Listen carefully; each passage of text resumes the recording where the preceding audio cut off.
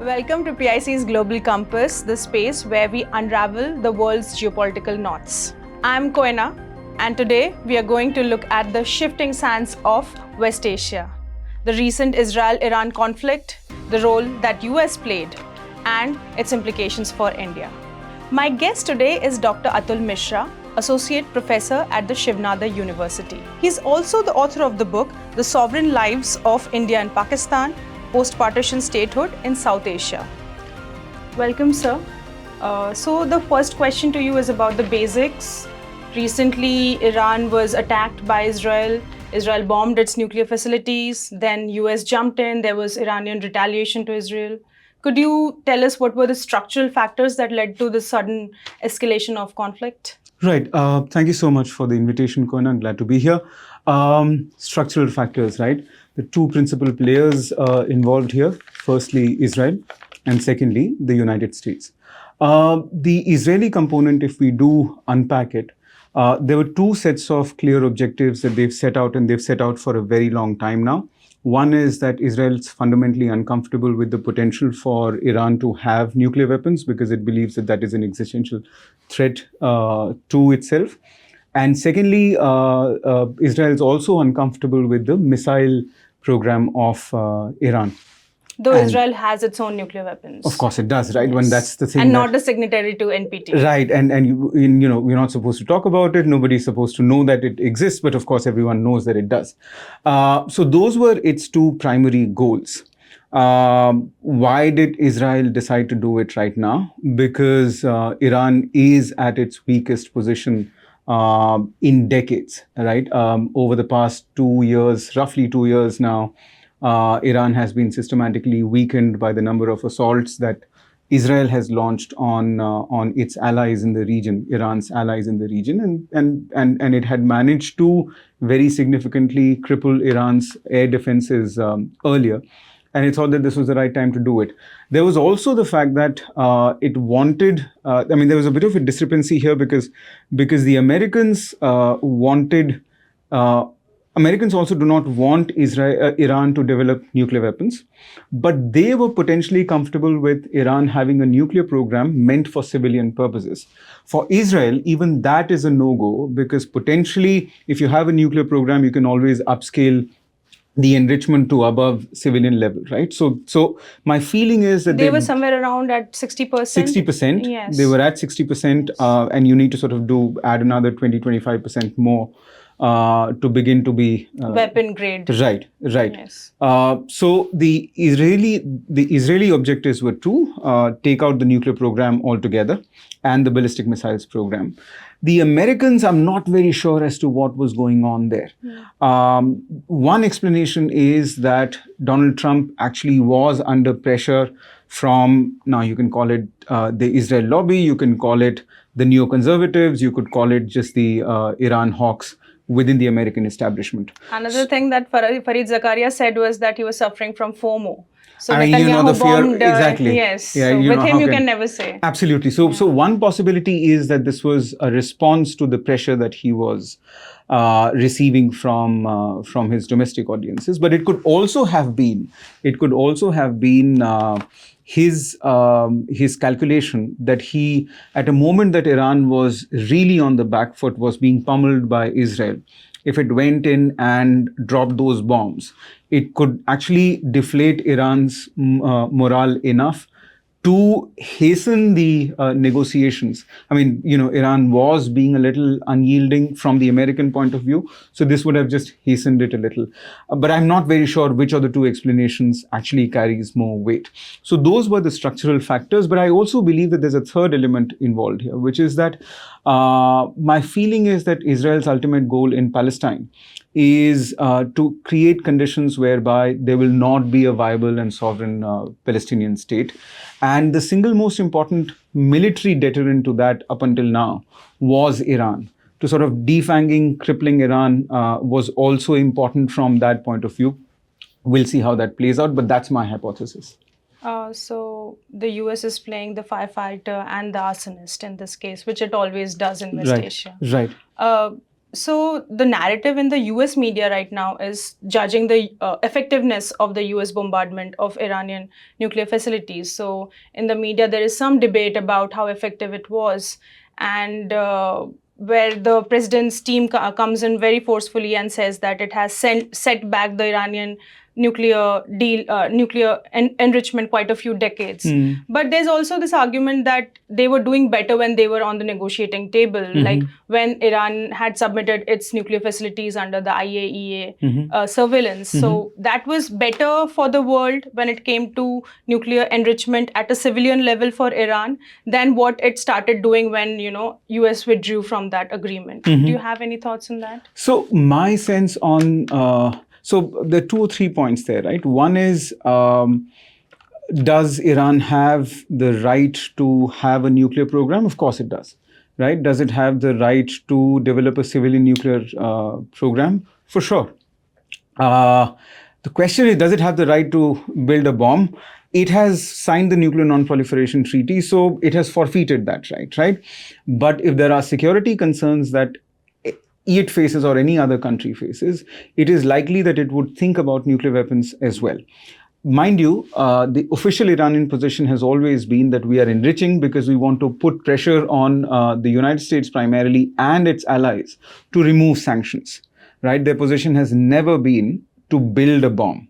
And that, I think, is something that is that's an aspect of the reality of this entire situation that is often lost. So that's number one. Secondly, rather than assuming that a bomb in Iranian hands is a bad thing, we have to argue this out. And I haven't seen enough argumentation in the US media, clearly not in the Israeli media, but also in India and elsewhere, as to whether or not it is a good idea for Iran to have a bomb. And we should be asking ourselves this question. If you have a region in which one country has a bomb, and there's potentially a rival here that believes that it needs to have one as well. My point is that you have to argue that position out, the position of why it should or should not have a bomb.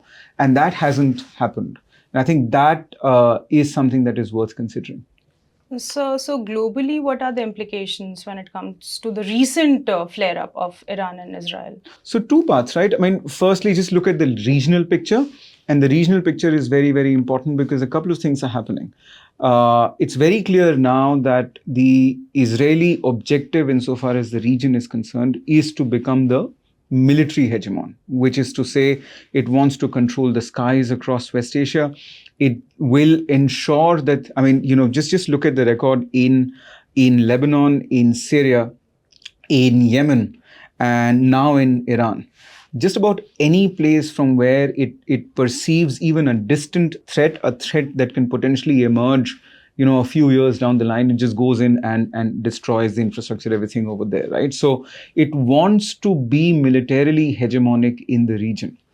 Now, my feeling on this is that no region should remain unbalanced. And a hegemonic state will necessarily make West Asia unbalanced. And it would do 2 things. One, it would mean that the likes of Saudi Arabia as well as Turkey, and mind you, when Iran sort of bounces back, they would all think very, very carefully about what their options are. Because remember, if the Saudis end up mishandling their political modernization, they are looking at regime change as well. Elsewhere as well, the same situation. So nobody is safe if you have a military hegemon in the region. So calculations go out of the window. There is instability in the region that sort of immediately happens if you have Iran as the hegemonic power. The second element is if Israel becomes the hegemonic power. The second element is that for Israel to maintain its military hegemony, it would need American support continuously. And again, I'm not very sure which direction that wind is blowing. I mean, there's one section of the American establishment that wants the United States to continue the support to Israel. But there's another, Make America Great Again, an America First constituency that is increasingly sort of becoming uncomfortable with that idea. So there is that angle to also think about. Globally, I think there are a couple of things to think about. One is if Israel has an extended spell of no accountability and absolute impunity, we are already staring at a catastrophe, a humanitarian catastrophe in Gaza. It can really blow out of proportion, and that I think would be a moral shame for humanity. But also a region that is fundamentally unstable will invite other actors. So, think about the Chinese being there, think about the Russians being there, and so on and so forth. So from my point of view, any region that is not internally balanced is inviting great power intervention, and that's just generally bad news for a region on the whole. So, long story short, Israel is trying to militarily dominate and act as a hegemonic player in the region. Does not bode well for the region and the wider world. What they're saying in US is that President Trump didn't follow the intelligence reports that were being given to him about Iran, which said that Iran is not developing a nuclear weapon. Mm-hmm. And yet, President Trump went in and bombed the nuclear facilities in the three places, mm-hmm. Fardo, Natanz, and Isfahan. Mm-hmm. So, there was some sort of a reminiscing about, US did this with Iraq, saying that they had weapons of mass destruction. They literally destroyed a country. They lost their own lives. So is that something that we are looking at again when it comes to the US and the narrative with Iran? No, not at all. There are 2 or 3 things here to sort of think about. One is when you're looking at Donald Trump, you're looking at a barrage of communication coming your way at any given point in time. And if you string a set of his messages together, you're just going to find a lot of confusion and inconsistency. So what you go by is usually action. And therefore, retrospect is the best guide to what Trump's America is really doing, even in terms of foreign policy. Which is why I think what we are looking at is something very interesting, which is roughly this. I don't think that he wants a regime change in Iran. And I don't think he wants to get into the business of changing regimes in the Muslim world, or for that matter, anywhere Israel else. Was pretty interested. That was the thought that they floated in. Precisely. Yeah. And because Trump is Trump, my reading of a particular tweet was that, he just wants to, the FOMO part, right? Yeah. I mean, he just wants to, have fun at people's expense. But my reading of the man is, and my reading of his policy is that he does not want regime change. He does not want to get involved in these politics there. What does he want then? I think fundamentally what he wants is a modernized Muslim world, and not politically modernized, which is to say he doesn't really care about it being a democracy or not. What he fundamentally wants is a de-radicalized, business-oriented, commercial entity that is at peace with Israel. So, so long as all of them become part of the Abraham Accords, as the Americans in the West calls them, he's completely fine. This action, which is why I believe that this action there are only 2 explanations for it. Either this was to sort of pacify the domestic constituency, in which case the attacks were just, and this explains why it was just a one-time exercise. And this could also potentially also explain why there is this debate about the efficacy of the strikes, right? And we would never know, but was it possibly the case that sites were hit, but advance information was given, etc.? We don't know. But what is, and the second possibility, as I said earlier, is that this is Trump's way of basically telling the Iranians that, look, you're already crippled, here, take some more, and now make a deal, right? And just, don't waste my time, get this done quickly. So he had a strategy. My feeling is that he has a strategy. And I do believe that he's fundamentally an old school realist, but who's also at the moment struggling at home with an over-bureaucratized, over-formal national security apparatus that tends to veer precedents in a certain direction when it comes to America's West Asia policy. So, coming to India now, you have recently written in Scroll about India's position regarding Israel and Iran. And India has always had to walk a tightrope when it comes to West Asia. It has historical ties with Iran, but it has a defense and technology related strategic relationship with Israel. Washington is also sort of an ally right now with India. So, how do you see India's position evolving in that case? So two things have happened. One is, by and large, if you look at the macro picture, you would get this sense that, the tightrope walk has continued. You want to appear equally distant from both sides. You don't want to sort of take positions.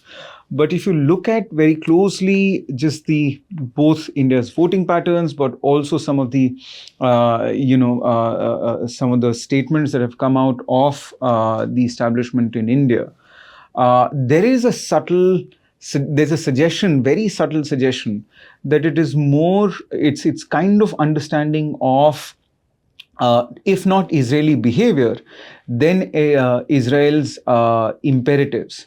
Right? My feeling is that there is that shift that has come about, which is to say, Iran, I'm not your enemy, and Israel, I'm not going to embrace you, but I kind of understand where you're coming from. I do not approve of your actions, but I understand your security imperatives. And my feeling is that this is less out of, the sense of ideology, or this sense of, there's some ideological affinity. Is there some non-alignment present here somewhere? I don't know. I don't want to sort of think of it in terms of non-alignment, because to me, non-alignment is basically a response to great power geopolitics, and not necessarily here. I think what is happening here is that of all the countries in the region, Israel has been most forthcoming in its support to India when India has confronted terrorist actions and so on and so forth. And it's not just it's not just a diplomatic support or a political support. There's also intelligence sharing and weapons especially. Right. Yes. So because of all of that, I think that there is this little understanding of the Israeli position. And I think at the moment, the calculation is that they can get away with it because the Iranians are in a weak place, right? So the Iranians will take basically whatever they get from Delhi. That seems to me to be the calculation currently.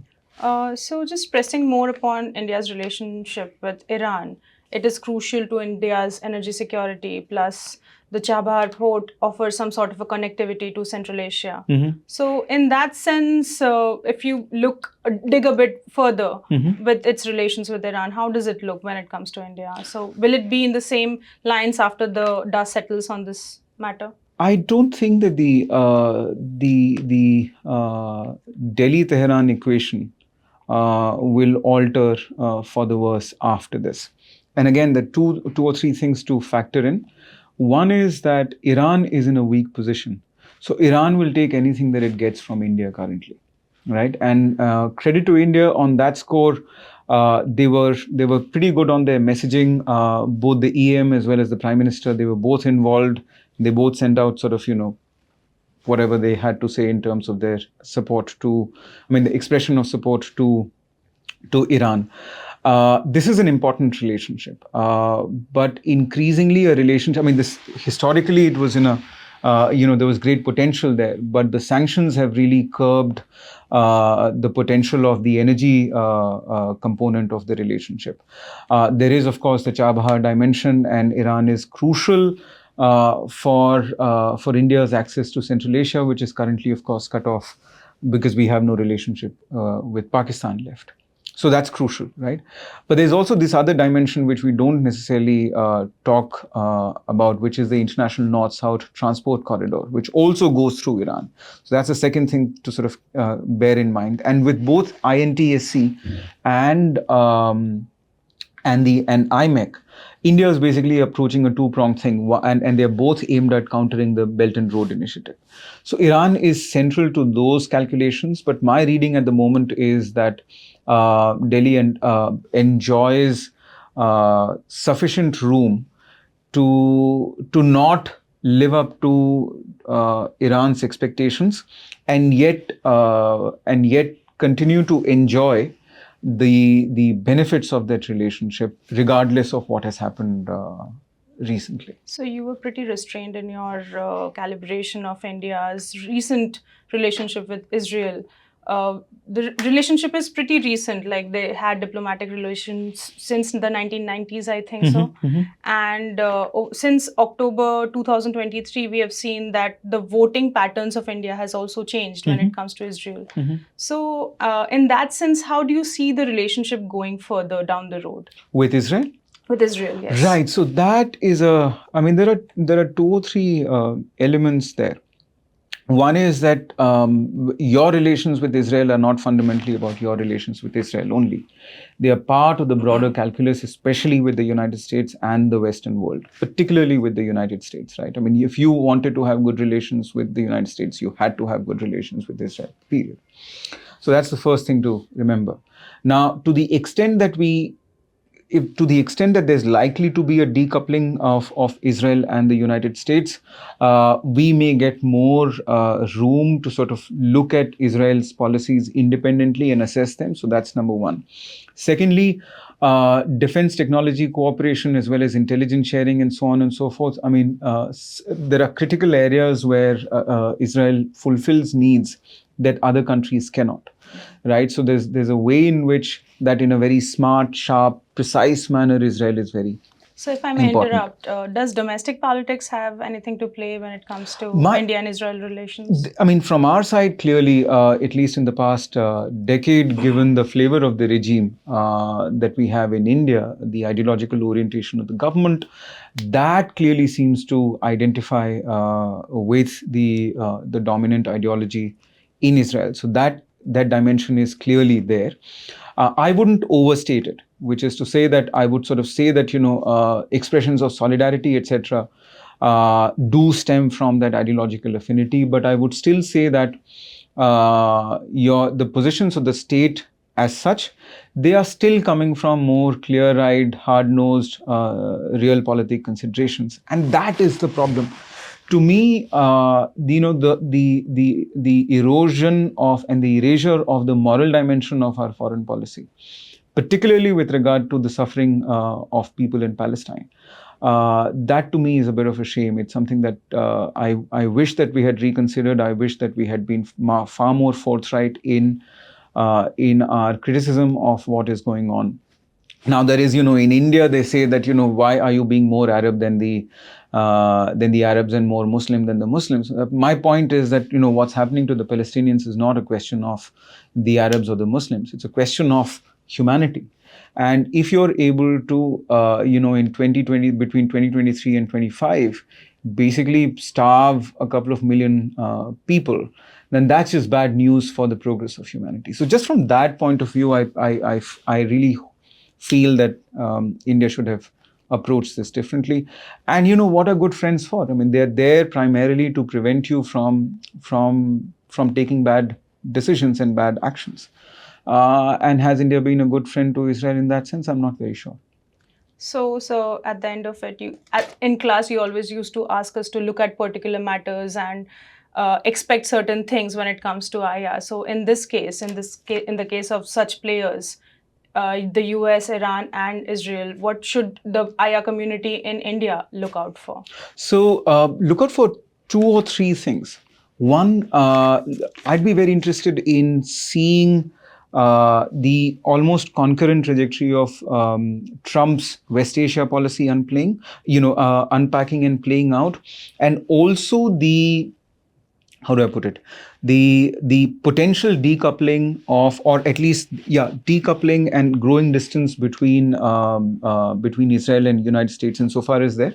Do you think that is happening? My feeling is something is going on there for sure. Something is going on there for sure. And for the first time, if you follow some of the more conservative voices within the American alternative media, Tucker Carlson and Marjorie Taylor Greene and so on and so forth, you see that something's going on. They're finally talking about the influence of what the political scientists John Mersheimer and Stephen Walt have called the Israel lobby on the American government. And they are basically now saying that American interests and Israeli interests are not aligned.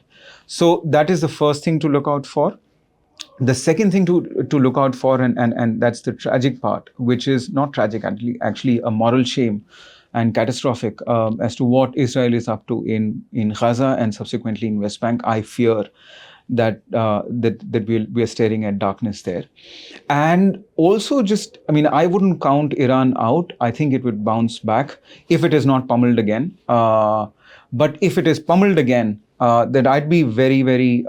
I'd look out for how the Saudis and how the Turks behave, because conversations around whether or not conversations around the utility of nuclear weapons for these states would also sort of increase. So for all of those reasons, of course, it's very, very important. But generally, I think it's a region that is vital to India's stability.